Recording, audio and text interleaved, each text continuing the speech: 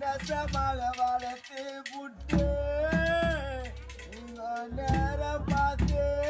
போகலாமா இதை யார் அறிவாரோ